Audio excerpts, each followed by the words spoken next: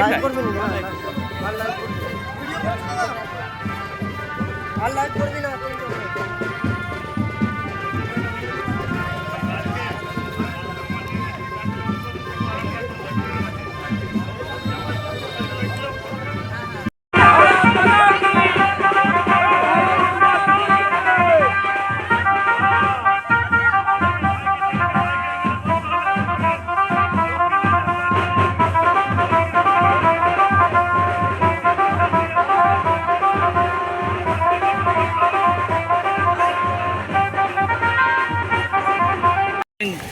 আজকের কার্যক্রম ফার্স্ট সকাল 9টায় আমাদের যে আমতলার যে অন্নপূর্ণা মায়ের মন্দির আছে, অন্নপূর্ণা মা মন্দির আছে, ওই মন্দিরে পূজাপাঠ করে, এখানে যে মনসাতলা আছে, শিব মন্দির আছে, এই মন্দিরগুলোতে পূজাপাঠ করে এখান থেকে পূজা শুরু হয়েছে।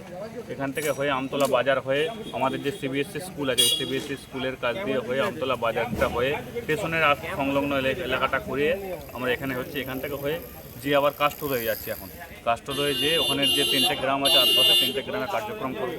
এরকম সারা পাচ্ছে সারা মানুষের অদ্ভুত করবো স্যার। আমি এই প্রথম বলছি, ভারতীয় জনতা পার্টির একজন ক্যান্ডিডেট হিসাবে এই প্রথম আমার 14 বছরের রাজনৈতিক কেরিয়ারে সব থাকতে আরামবাগের জনতা আরামবাগের একদম ছোটো থেকে 8 বছর থেকে 80 বছর 100 বছর পর্যন্ত মানুষ এত উৎসবমুখর পরিবেশে এই প্রথম আমি দেখলাম।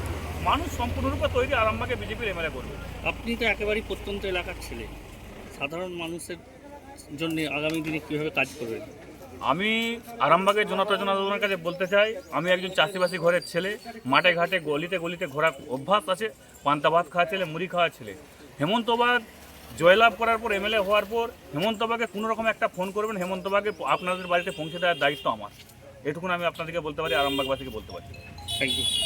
জ্যোতিষ জগতে অদ্বিতীয় ডক্টর অঞ্জন শাস্ত্রী, আপনার উজ্জ্বল ভবিষ্যতের একমাত্র দিশারি। Call for booking 7477886099 or log in www.anjanshastri.com। Download করুন আমাদের exclusive mobile app astro Anjan.